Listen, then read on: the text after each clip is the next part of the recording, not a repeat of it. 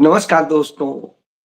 भारत के नेता प्रतिपक्ष ने अब सत्ता पक्ष के लिए संकट खड़े कर दिए हैं। यानी नेता प्रतिपक्ष राहुल गांधी, जिन्हें इतने सालों से दबाने, बदनाम करने और सारी साजिशें रच के डराने की कोशिश मोदी सरकार करती रही, अब उन्हीं राहुल गांधी ने भारतीय जनता पार्टी को, नरेंद्र मोदी को, उनके मंत्रियों को, उनकी सरकार को डराकर खड़ा कर दिया है और खुलकर सामने आ गए हैं। वो कल कह चुके हैं कि मेरे खिलाफ एफआईआर दर्ज कर दो, प्रिविलेज मोशन ले आओ, कुछ भी कर दो, मुकदमे दर्ज कर लो, गालियां दो, हमले करो, लेकिन मैं न डरने वाला हूं, न झुकने वाला हूं। मैं इस देश के किसानों के साथ खड़ा हूं, उनकी लड़ाई लड़ूंगा। और उन्होंने यह बात कही तो संसद परिसर में, उनके ऑफिस में आज मिलने आए देश के 17 किसान संगठनों के नेता, और उन नेताओं ने वायदा किया कि हम यूएस ट्रेड डील पर लड़ाई छेड़ेंगे, क्योंकि इससे किसानों की बर्बादी करने की कोशिश की है सरकार ने। किसानों और किसानी को बेच दिया है, गिरवी रख दिया है अमेरिका के आगे, डोनाल्ड ट्रंप के आगे।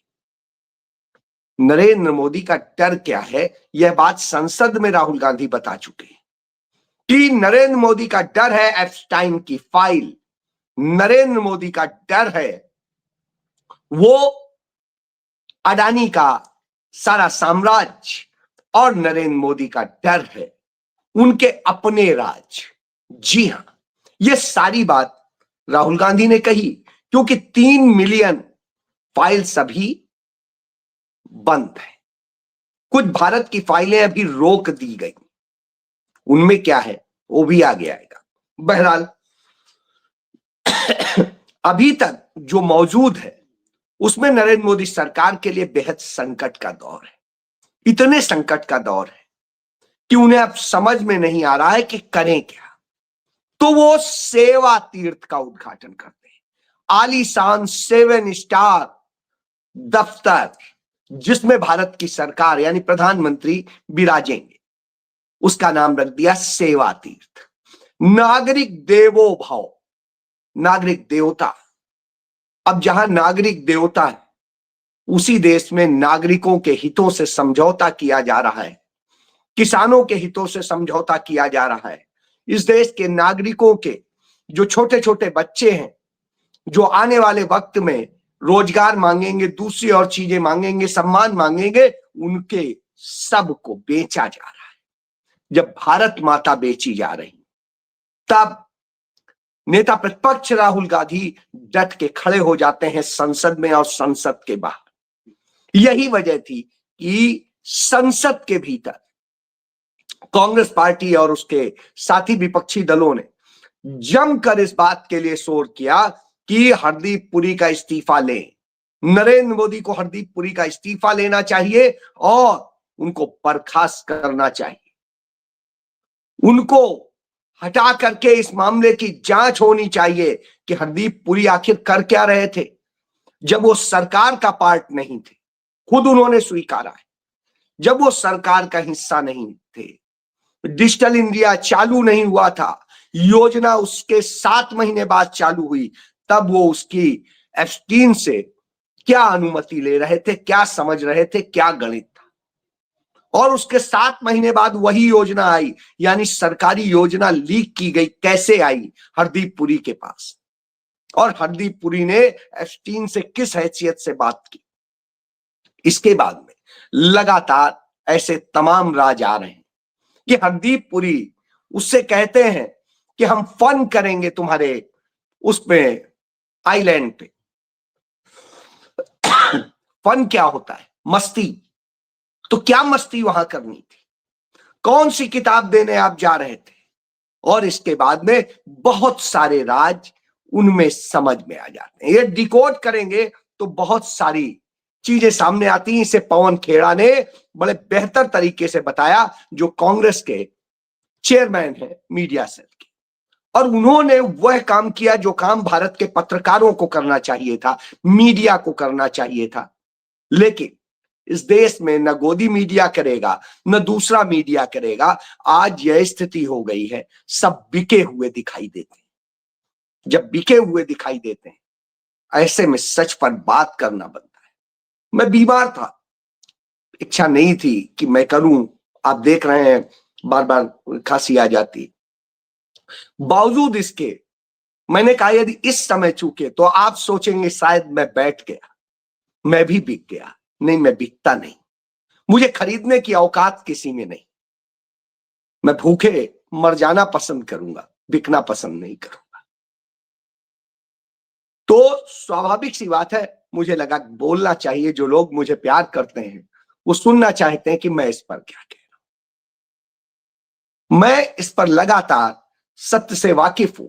2014 में जब नरेंद्र मोदी की सरकार बनी थी, उसके 10 दिन के अंदर ही एस्टीन के साथ उनकी सरकार के लोगों के या सरकार से जुड़े लोगों के मेल होने लगे थे, तमाम सारे सच आने लगे थे। बहरहाल कोई बात नहीं, उस पर विस्तार से चूंकि पवन खेड़ा ने बताया है, उनकी प्रेस कॉन्फ्रेंस को सुनिए, मुझे लगता है सब कुछ क्लियर हो जाएगा। वो दोबारा रिपीट करने का कोई मतलब नहीं है। मैं यहां सिर्फ यह बताना चाहता हूं कि नरेंद्र मोदी इस कारण से डर गए, और वो डर क्योंकि उसमें आगे जाके बहुत सारी चीजें, इजराइल से क्यों वो झुके, क्योंकि जेफरी एप्स्टीन इजराइल की जासूसी एजेंसी मोसाद के लिए काम करता था, CIA के लिए काम करता था। चूंकि अमेरिका और इजराइल के बड़े क्लोज रिलेशन है, और उसके जरिए वो लोगों को ब्लैकमेल करके अपने सारे काम कराता था। पहले उन्हें फंसाता था, और जो इस तरह के लोग हैं फंसते थे, और उसके बाद फिर सारे खेल शुरू हो जाते थे। तो अब यह अपने आप में इस बात का सबूत है। तो इस कारण से नरेंद्र मोदी ने देश बेच दिया, इस देश के किसानों का हित बेच दिया। तो राहुल गांधी उसे बचाने के लिए लड़ने की बात करते हैं। राहुल गांधी जब यह करते हैं तो आप याद करिए 6 और 7 जनवरी 1921 रायबरेली और अमेठी और प्रतापगढ़ का जो इलाका है, यहां पर किसान आंदोलन कर रहे थे। सराय नदी के पास अंग्रेजों ने किसानों पर गोली चलाई थी, 13 किसान मरे थे। पंडित जवाहरलाल नेहरू इलाहाबाद से भागते हुए अपने पिता के निर्देश पर आए, उनके लिए लड़े। पंडित जवाहरलाल नेहरू के गोली लगी थी। पंडित नेहरू को, जिनको वहां गोली लगी थी, 1921 की बात कर रहा हूं, आज से 105 साल पहले। अब आप सोचिए, तब वो किसानों के लिए लड़ रहा था परिवार, जब इस देश का वो सबसे रईस वकील था, इस देश के रईस परिवार का बेटा था, लाडला भी था, इकलौता भी था। लेकिन उनके पिता ने यह परवाह नहीं की कि मेरा बेटा मर जाए या कुछ हो जाए, देश के लिए लड़ने के लिए भेज दिया था। उसने लड़ाई लड़ी। जिन्हें ये बदनाम करते हैं, जिनके लिए तमाम झूठी पिक्चर AI जनरेटेड सब कुछ बना करके और कैसे फ्रॉड करते हैं, उनकी बहन, उनकी भांजी, उनके साथ की फोटो को ऐसे दर्शाते हैं जैसे पता नहीं क्या। आपने देखा था राहुल गांधी के साथ भी ऐसे ही करते हैं। उनकी भांजी के साथ की, उनके दोस्तों के साथ की, या उनसे मिलने आए लोगों के साथ की फोटो को कैसे ट्विस्ट करते हैं, वही उनके साथ भी कर रहे हैं। लेकिन वो शख्स वह था जब अपनी जवानी में वो जवानी को एंजॉय करने की बजाय, अपने पैसे और दौलत से ऐश करने की बजाय वो लड़ रहा था किसानों के लिए। तो आज वही स्थिति राहुल गांधी की। तो राहुल गांधी यही तो कह देते हैं, चाहे कुछ कर लो, मार दो, लेकिन लड़ूंगा। यह जज्बा है राहुल गांधी ने। आपको याद होगा, इस देश में जब भूमि अधिग्रहण बिल से लेकर के तमाम सारे किसानों को लाभ दिए गए, राहुल गांधी की जीत थी। किसानों के कर्ज माफ किए गए, राहुल गांधी की जीत थी। राहुल गांधी किसानों को लेकर सदैव सेंसिटिव रहे, और जब किसान आंदोलन चल रहा था तो सबसे पहले पंजाब से ट्रैक्टर चला के हरियाणा तक राहुल गांधी ने ही उसकी शुरुआत की थी। उसके बाद में किसान पंजाब से निकल के दिल्ली बॉर्डर पे आए थे। राहुल गांधी ही थे जो संसद गए थे ट्रैक्टर से, और उनकी तमाम सारे सांसद भी इस तरह की कोशिश की। तो यह संदेश है इस बात का कि नरेंद्र मोदी का सेवा जो तीर्थ है वो वास्तव में झूठ का पुलिंदा है, वास्तव में सेवा कौन कर रहा है। नरेंद्र मोदी प्रधानमंत्री के रूप में इंजॉय कर रहे हैं या कहें फन कर रहे हैं, लेकिन राहुल गांधी नेता प्रतिपक्ष के तौर पे संघर्ष कर रहे हैं, लड़ रहे हैं इस देश के लोगों के लिए। और जब वो लड़ते हैं तो आज हरदीप पुरी इस्तीफा दो के नारों के साथ में लड़ाई शुरू होती है, तब भारतीय जनता पार्टी क्या कहती है? राहुल गांधी सत्ता पाने के लिए देश को बांटना चाहते थे। कहां बंटवारा हो रहा है? देश के बंटवारे का कोई प्रस्ताव है क्या? ये संसद में कहा है। इन्हीं के जो दलाली करने वाला वो दुबे सांसद है, उसने ये बात कही है। उन्हें अर्बन नक्सल से लेकर न जाने क्या क्या कहता है। हालांकि उन्हीं के कानून में कहीं परिभाषित नहीं है। मैं खोजता रहा कि ये कहां है, और जिनके लिए आरोप लगाते हैं उनसे राहुल गांधी के नहीं, इन्हीं के संबंध में। और सीआईए के निर्देश पे ये क्या क्या करते रहे हैं यह भी पूरे देश को पता है, और आज भी हो रहा है। तो इससे समझा जा सकता है कि विदेशी ताकतें, राहुल गांधी ने संसद के अंदर कहा था आज से 1-1.5 साल पहले कि भारत के विदेश नीति भारत में नहीं कहीं बाहर बैठ के तय हो रही है। और राहुल गांधी ने जब यह कहा था, आज यह साबित हो रहा है कि भारत की विदेश नीति भारत में नहीं, भारत के बाहर कहीं तय हो रही थी। इतने सारे जो अफसरान हैं, दूसरे मंत्री हैं, सब हैं, वो व्यर्थ साबित हो रहे हैं। जब यह सब साबित होते हैं तब इन्हें घबराहट होती है, क्योंकि एक एक चीज जो राहुल गांधी ने कही थी सच साबित हुई है। आज तक एक भी बात गलत साबित नहीं, इसलिए राहुल गांधी यकीनी बन जाते। तो आज सारी व्यवस्थाओं पर कब्जा करके नरेंद्र मोदी सत्ता में बैठे हैं, लेकिन नरेंद्र मोदी के अंदर हिम्मत नहीं है कि वो सच को बोले। आप देखिए, जितने रेपिस्ट और सब कुछ निकलते हैं वो क्यों भाजपा से ही जुड़े होते हैं। यह देख करके अभी आज की घटना आपको बताता हूं कि इंदौर में एक एमबीए की छात्रा थी, 25 साल के करीब की होगी, 24-25 साल की। उसको उसका तथाकथित बॉयफ्रेंड जो है ले जाता है और फिर उसकी निर्वस्त्र लाश मिलती है। रेप हुआ है, सब कुछ हुआ है, और उसका वीडियो भी बनाया गया है। जानते हैं, वह लड़का जो पीयूष नाम का वह लड़का है, फरार है फिलहाल। वो भी एक भाजपा के स्थानीय नेता का बेटा है। इसके पहले आपने चाहे बनारस में देखा हो कि बीएचयू आईआईटी में रेप करने वाले वो भी भाजपा नरेंद्र मोदी के आईटी सेल के लोग थे। इसके पहले आपने देखा अंकिता भंडारी के साथ में रेप करने वाले भाजपा से थे। आपने देखा हाथरस कांड के जो आरोपी थे वो सब भाजपा से जुड़े हुए थे। इसी तरीके से आप देश भर में कहीं पे भी देखेंगे तो ये दिखाई देगा। अब आप सोचिए, क्यों इन्हीं के निकलते हैं? लड़कों से भी रेप करने वाले लोग इन्हीं के निकलते हैं। केरल में आपने देखा आरएसएस के लोगों ने एक लड़के का कितने सालों तक शोषण किया। तो इस तरह की घटनाओं में सब इन्हीं के लोग मिलते हैं, क्योंकि ये कुंठित है। और कुंठा इस बात की है क्योंकि अपनी बायोलॉजिकल नीड जो है सही तरीके से पूरी करने के बजाय ये कुंठित हो जाते हैं। जिस तरह का आचरण करते हैं, दिखावा कुछ है और करते कुछ। यही वजह है कि एप्स्टीन जैसे लोगों के जाल में फंस जाते हैं। अपनी बीवियां तो छोड़ देते हैं, तो फिर इधर उधर मुंह मारते घूमते हैं। यही वजह है कि ये लोग इस तरह के हालत में। जब ये हालत, तो निश्चित रूप से सोचना चाहिए कि हमने देश किसके हाथ में सौंपा है।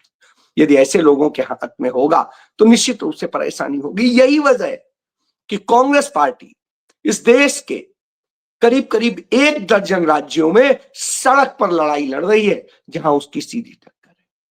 आप उदाहरण के लिए देख लीजिए, गुजरात में कांग्रेस पार्टी लगातार लड़ रही है, करीब 1 महीने से ऊपर हो चुका है, और वो इस समय दक्षिण गुजरात में उनकी पूरी यात्रा चल रही है। इसी तरीके से असम में है। असम में जगह जगह कांग्रेस की पदयात्राएं और यात्राएं चल रही हैं, बाइक रैली चल रही हैं। इसी तरीके से यदि आप देखेंगे केरल में भी है, इसी तरीके से आप देखेंगे तो पंजाब में भी है। इसी तरीके से हरियाणा में जो पूर्व आईएएस थे बृजेंद्र सिंह, वो लगातार चल रहे हैं, 3 महीने हो चुके हैं। इसी तरह से देश के और बहुत सारे हिस्सों में छोटे छोटे ये कार्यक्रम हो रहे हैं। मध्य प्रदेश में हो रहे हैं, आंध्र प्रदेश में हो रहे हैं। तो अब आप सोचिए कि जहां चुनाव है या नहीं है, वहां पर भी हो रहे हैं। छत्तीसगढ़ में लड़ाई लड़ रहे हैं आदिवासियों के लिए और सबके लिए। तो कहीं आदिवासियों के लिए, कहीं दलितों के लिए, कहीं किसी के लिए लड़ाई लड़ रहे हैं। इन्हीं के लोग थे जो नीट छात्रा के साथ पटना में हुआ, और उसके बाद में उस मामले में कितना छूट दी गई कि कैसे सबूत नष्ट कर दीजिए, ये पूरी छूट दी गई केंद्र सरकार द्वारा भी और राज्य सरकार द्वारा भी। अब जब इस तरह के खेल होते हैं तो आपको सोचना पड़ेगा कि यदि आपको बचना है, बचाना है, देश को बचाना है, तो क्या करेंगे। आदित्यनाथ बार बार कहता है लड़कियों से कोई कुछ करेगा तो अगले चौराहे पे यमराज मिलेगा, लेकिन जब इनके लोग ही ये करते हैं तो कहीं यमराज नहीं मिलता, उल्टा बचाने वाले मिलते हैं। और वो बचाने के लिए हर गलत तरीका अख्तियार करते हैं, सबूत नष्ट करते हैं। तो यह स्थिति है। उसके बाद भगवा पहन के कहता है मैं योगी हूं। अब योगी हो या भोगी हो, लेकिन वास्तव में तुम एक मुख्यमंत्री के काबिल नहीं। तो यही इनका चरित्र है। न कोई प्रधानमंत्री काबिल है, झूठ बोल के प्रधानमंत्री बने, झूठ बोल के तमाम मंत्री बन रहे हैं, झूठ बोल के मुख्यमंत्री बन रहे हैं। तमाम जगह ऐसे हैं जिन्हें न शासन सत्ता का पता है, न किसी काम का। और यही वजह है कि ये फिर नफरत फैलाते हैं, हिंसा कराते हैं, सांप्रदायिकता को पोषित करते हैं। जब ये सब करते हैं तो इससे इनकी औकात पता चल जाती है कि वास्तव में ये शासन नहीं करते। नरेंद्र मोदी के समय में आपने देखा है अर्थव्यवस्था को कैसे चौपट किया है। आज कर्ज की अर्थव्यवस्था है। भारत का जितने का बजट है उससे 4 गुना ज्यादा कर्ज है।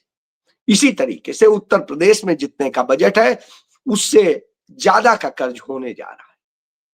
तो अब आप सोचिए, जब इस तरह की स्थिति में देश को लाके खड़ा कर दिया हो तो आप कहां जाएंगे, आपके बच्चों को क्या मिलेगा, जुमले के सिवा, झूठ के सिवा, नफरत के सिवा। सोचिए आपके बच्चों का भविष्य यूं बर्बाद हो रहा है, और इसके बाद भी यदि आप खड़े नहीं हो रहे हैं, लड़ नहीं रहे हैं, तो निश्चित रूप से आप मरे हुए व्यक्ति हैं, क्योंकि आपकी आत्मा नहीं हो सकती। बच्ची किसी की भी हो जो शिकार होती है, वो निश्चित रूप से दुखद है पूरे समाज के लिए।